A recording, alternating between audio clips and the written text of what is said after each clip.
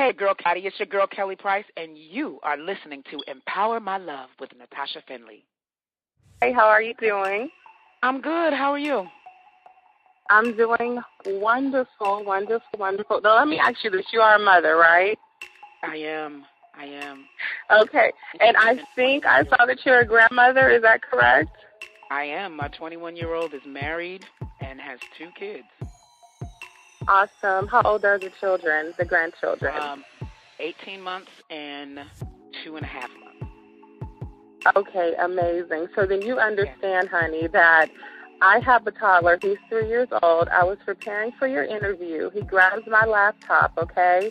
I come back to the laptop, and all of my interview questions have disappeared, okay? Totally. So you're saying we have to wing it. I get it. I'm actually babysitting this week. Honey, so, we are winging it, and he is right here on the floor right now, so I hope to God he doesn't interfere. Okay. I'm with you. So then let me just tell you that my 18-month-old granddaughter is 6 feet from me right now in the playpen, and we're trying to do what we can to keep her busy with playing her little ABC game so she doesn't start screaming Gigi, because that's what she calls me. Yes. So I tell everybody this is reality radio. Right. So, honey, we do interviews with kids in the background and everything, okay? Yes. Well, we're there together. So if I hear your 2-year-old, I'll know what's going on. If you hear somebody start screaming Gigi, you know what's happening with me, because I'm not looking at her. Okay, thank you. I understand it. So it all works out perfectly.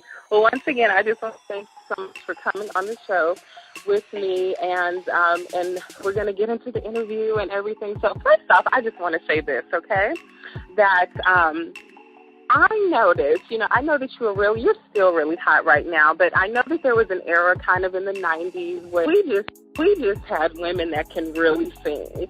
And I'm going to say this, and I hope it doesn't offend anybody, but my sister and I had a conversation that pretty much nowadays it seems like that all you have to do is be light-skinned and pretty, and you are a famous singer.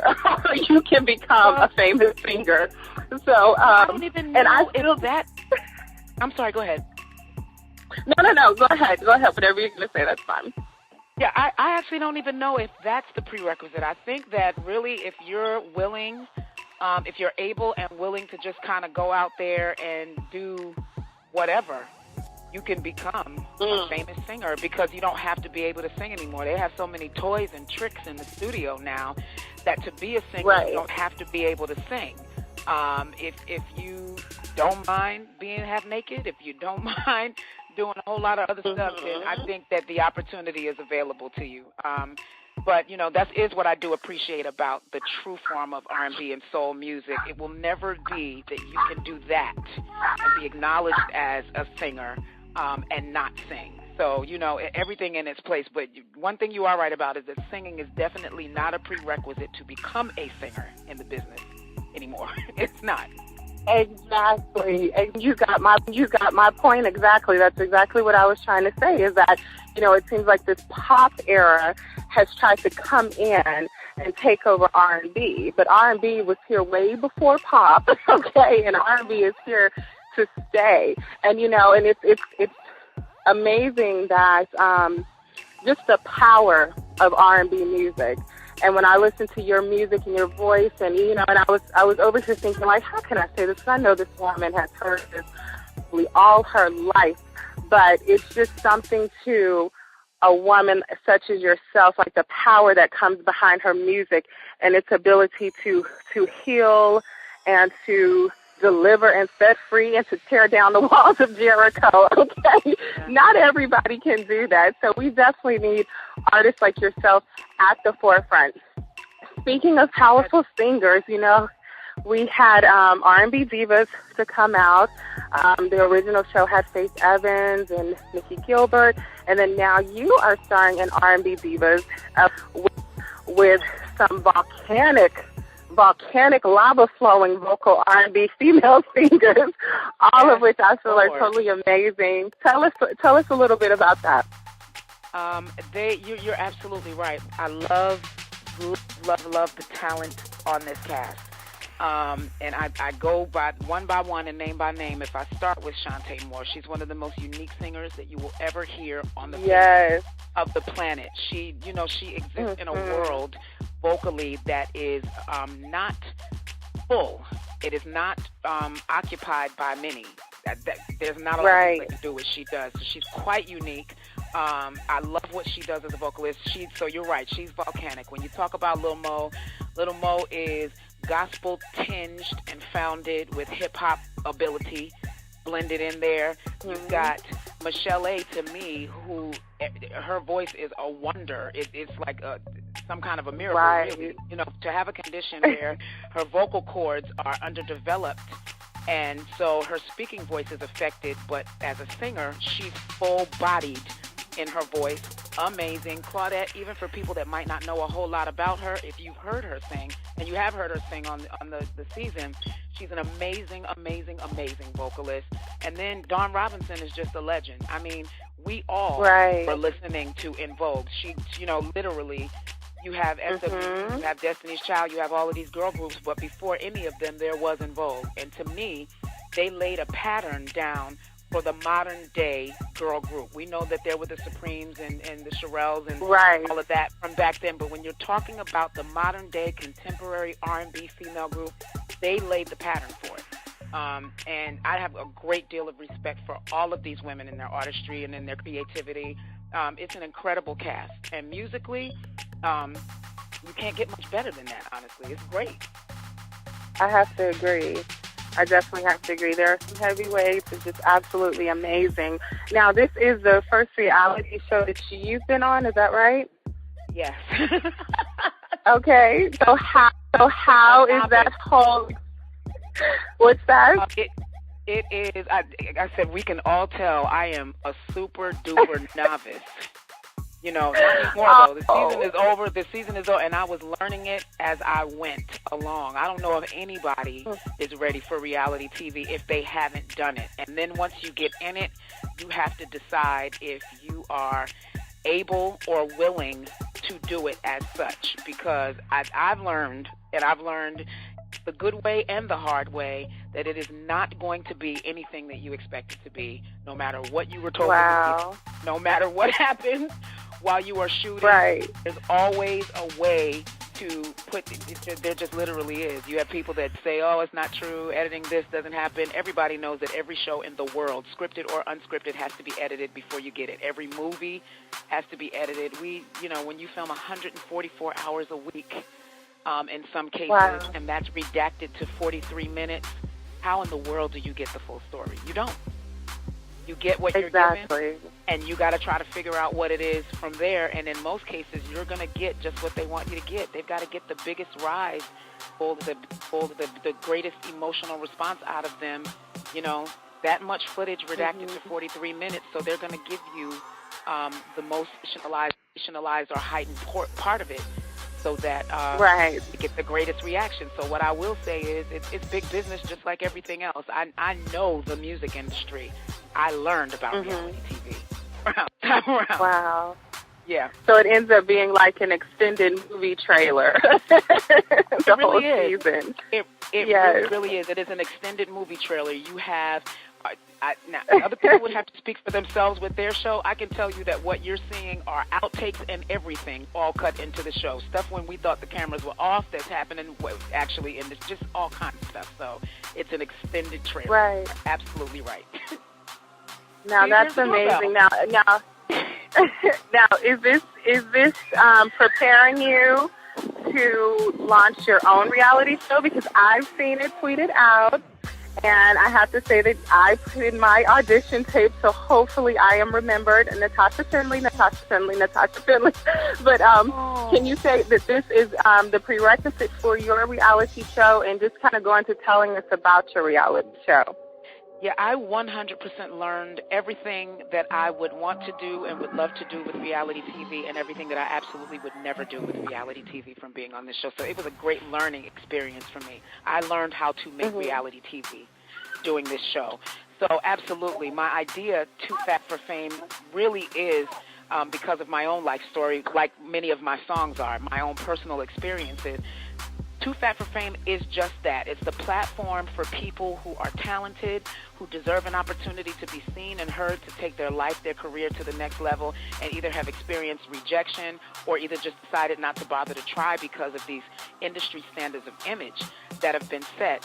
And so that is my life story. You know, we've seen it played out in movies and so forth with Dreamgirls and that kind of thing, but that's real life. It is real life that you could be the most talented person in the room, but because you're not the thinnest person in the room or the cutest person in the room, that you don't even get an opportunity to even go for it. So Too Fat for Fame is that. It's the platform. First and foremost, you got to be talented, but second and foremost, you got to be plus size. And there's no discrimination against the skinny people, but we don't want you on Too Fat for Fame because we don't get the same opportunities that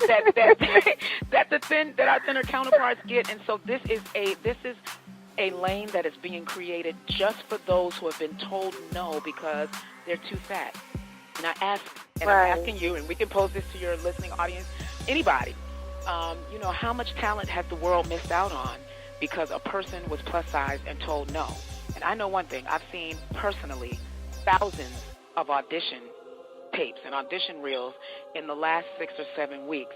And the talent that I've come across, actors and actresses and singers and dancers and models, it is a God Christ shame that these people are not being seen and heard. It's too much talent. And I can honestly say, pitted against anybody in the industry, in any field, I've seen someone in these audition reels that could take anybody down right now. Whether they're take them down. And that's what I mean. I mean, like, I honestly can say there are some singers that I've heard sing that if they got on stage with me, I would gladly hand them the microphone and have 3 seats so that they can do what they do. Wow. There's an opportunity to be seen and to be heard, and I'm excited about, you know, providing a platform and you know, hopefully helping some people change their lives forever and realize their dreams. Right. And that is just amazing. And even for you to say that, you know, that's an honor because, like, you're just at a top of a vocal level that a lot of people can't touch. I mean, just amazing.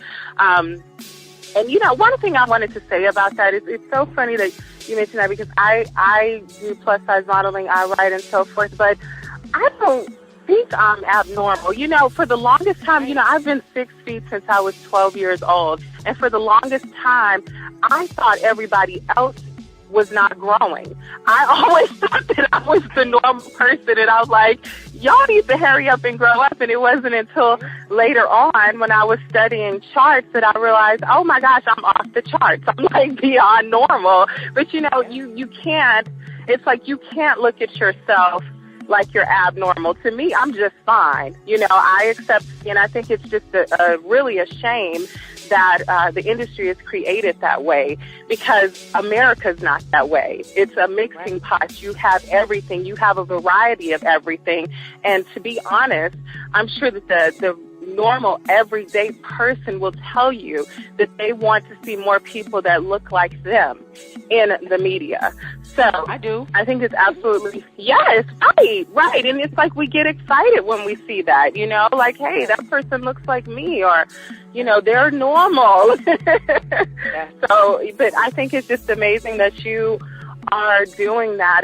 Now, I saw that people can still audition, and you do have a website, and on your Twitter page, you do share the link. The auditions have been extended, is that right?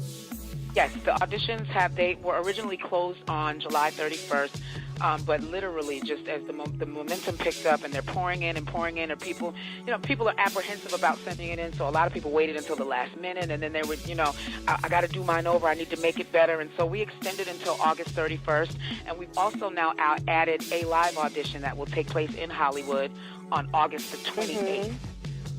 So for anyone who wants to be seen live, I will be there. There will be other industry, there'll be pop culture experts there as well as other industry experts from all fields, modeling, and there'll be actors and actors, just friends of mine who I've actually been able to call and say, come sit with me and help me look at this talent. So on the 28th I'm excited about that too. So if there's anyone that wants to, even if they've already sent in a reel, they can come to the live audition that day, and I'll be there along with some of the other producers and other celebrity judges who will sit there to watch the talent and offer creative, and constructive criticism based on what they see. Right. So it's really, really exciting. So the 31st is the last day to turn in a video submission, or if you want, you can come to the Hollywood Live audition on the 28th of August and be seen as well. Okay. And it doesn't matter. You can do both if you want to. It doesn't matter. We're just really excited about the opportunity, and I'm excited that people are excited. So yes. Yes. It's absolutely amazing. And again, thank you so much for doing that show. Really, really, really appreciate that. And Kelly, I want to know, like, how, or if you have the time, when did you, because we've seen you like in the media, just have a weight loss process, I guess you could say. I've looked at you. I think you're amazing. You've always been very beautiful. I've been overweight since I was a child. It's just, it's a little bit of genetics, a little bit of me liking to eat, but at the same time, I do love to exercise. So I definitely do that when I apply myself to. But just being a young lady that was quote unquote overweight as well and having self-esteem issues, when did you decide to accept Kelly as she was? And it doesn't mean like not still doing things to take care of yourself and be healthy, but just from just reading about your story, when did you come to love yourself as a person with all of the rejection and criticism? Full acceptance for me probably has only come really within the last couple of years. I'm my own worst critic. I've seen some of the most horrific things written about me in blogs, and people have made comments about what they think I look like in clothes and the way my body is shaped, and that really can have an effect on you. It doesn't matter that you're a professional and you're in the business. People can be really, really cruel. I think that the full acceptance of me has probably only come within the last couple of years, and probably more so within the last year. I turned 40 this year, and a light went on. I think within the last year, a light really went on in my head. I'm a good person. I'm giving.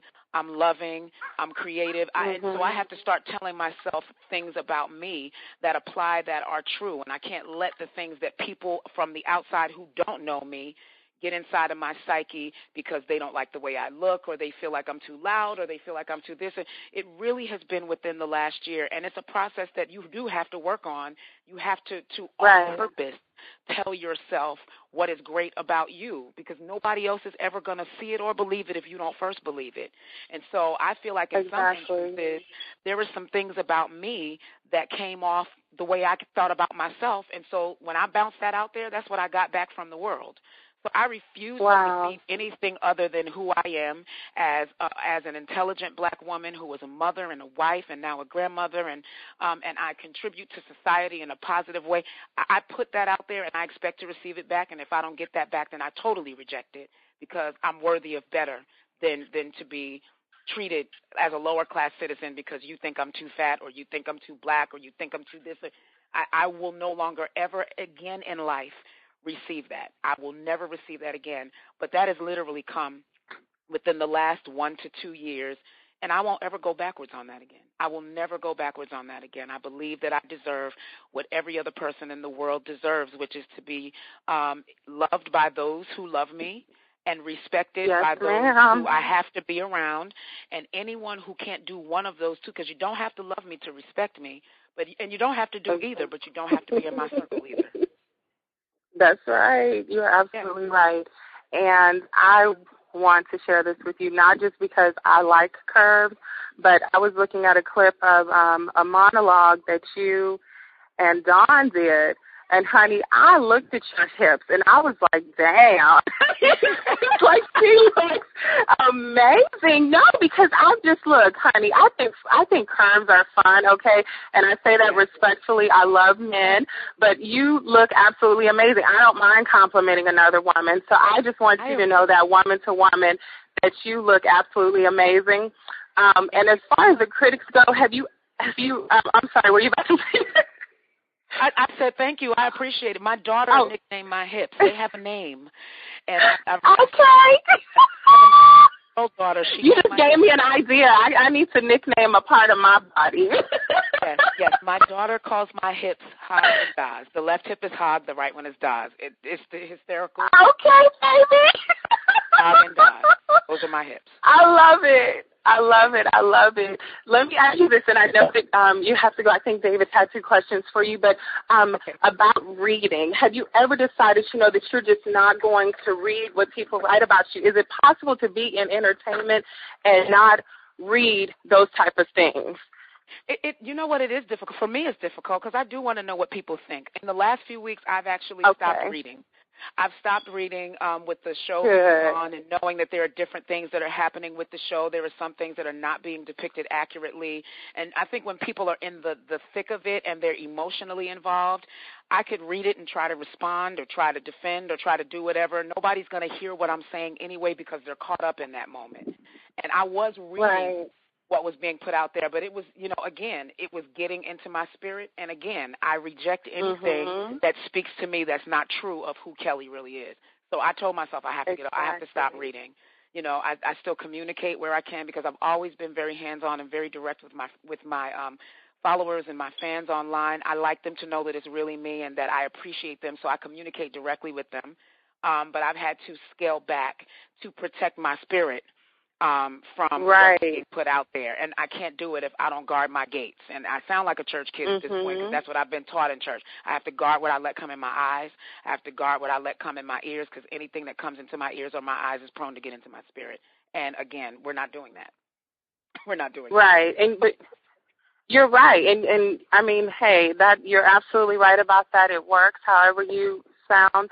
And it's healthy, too. I mean, honestly, it's good for an artist to step back. You have to know within yourself that it's okay to withdraw. Of course, I'm on a smaller level than you, but I've had people ask, are you still modeling? Are you still doing this? I'm like, yeah, well, I'm just focusing on other things right now, but when I come back, I will come back with a vengeance, best believe. So, I think I'm sorry, go ahead. No, you're fine. You can talk. I was going to say that when people are used to seeing you in one way, if they don't see you that way anymore because you have withdrawn or you've taken a break or you've done whatever, they think that you're not active, that you're not doing anything. What's happened? Oh, my God. Right. It was several years in between putting out records for me before this last record came out, but I've always been a writer. I've always done other things. I've written plays. I've done plays. I was reading for different, movies and television, and I'm still writing, So when people don't see you how they're used to seeing you, they think that something has happened and you've disappeared.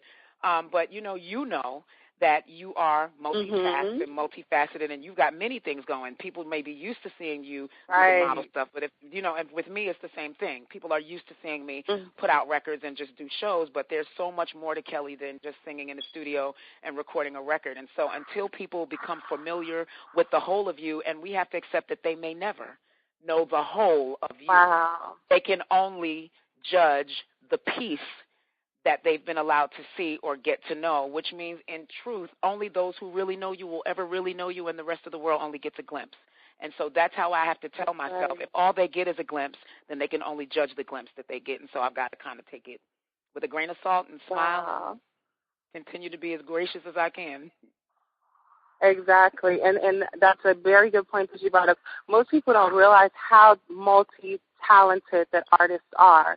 And, it's just so much that they can do. But at the same time, I would like to think that perhaps not everybody can handle all of the talents that an artist has. So as just going back to what you say, let them get what they can handle and they can receive that.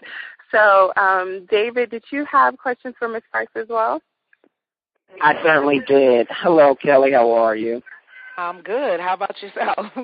I'm good. Thank you. I definitely want to say great interview, Natasha, with guys. I just love the chemistry. First of all, Ms. Price, I wanted to ask you about your music because I feel like that's what we're all waiting for. When is this new album or something coming out? Because we're itching for it. New single by late fourth quarter, and a new album first quarter of 2014. So the music is already coming together, and we're working on some incredible collaborations. Layla Hathaway is going to join me on this new project, and I'm talking to a couple other people. So it's going to be epic. Working on something with Faith for her new project, so we're swapping out. I'm doing something on her project. She's doing something on mine. So we're getting ready to pull out all this. Oh my God, the tour! I announced the tour. There is a tour. We're going out in September. Me, Faith Evans, Brownstone, Kiki Wyatt, Dawn Robinson, and Shantae Moore. Stop. Stop it.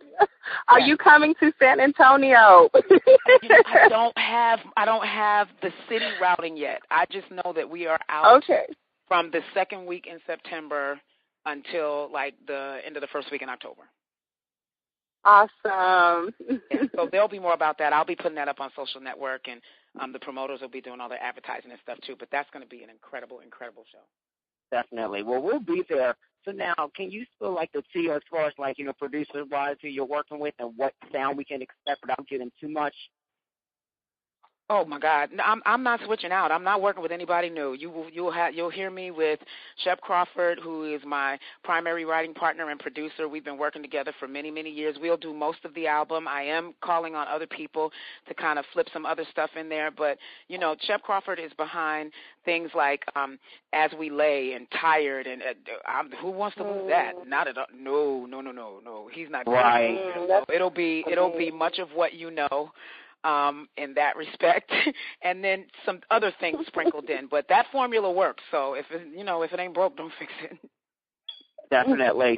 So now I know Natasha had mentioned the fact of, you know, pop kind of taking over because pop is with, you know, I'm a pop singer and R&B singer, so my heart is in both. But I have to ask you, as far as just how R&B has been progressing, what are your takes on it? Do you feel like it's like the crossover has been a little bit too much, or do you feel like it's usual it's just what's happened? Well, it's kind of twofold, honestly, and it's a little bit of both. I think that, you know, historically, the music industry goes in these cycles where, you know, you have new stuff introduced, and rather than allowing what's new to come in and formulate its own, you know, category, a lot of times they try to move it and shift it into what is already there, and it kind of starts to edge out what has already existed in that space. That's what we've been experiencing for the last few years. But, you know, and it's happened before with R&B and soul music. You know, the 60s, they saw it happen with artists that were recording soul music, and they would take the exact same songs that didn't chart very well and give it to a white artist, and it would become a #1 hit. So it's nothing new. It's just happening differently now, where you have people who are doing more techno beats and, you know, house beats and more poppy-sounding beats, and they're categorizing it as R&B. But one thing I will always say about R&B is that you can't have one without the other. You can't have the rhythm without the blues, or it's not R&B, and you can't have the blues without the rhythm because it's still not R&B. So you got to keep it. I love the progression of music, but I would like for them to categorize it correctly, because a lot of what they're calling R&B is not R&B, although it's great. It's not R&B.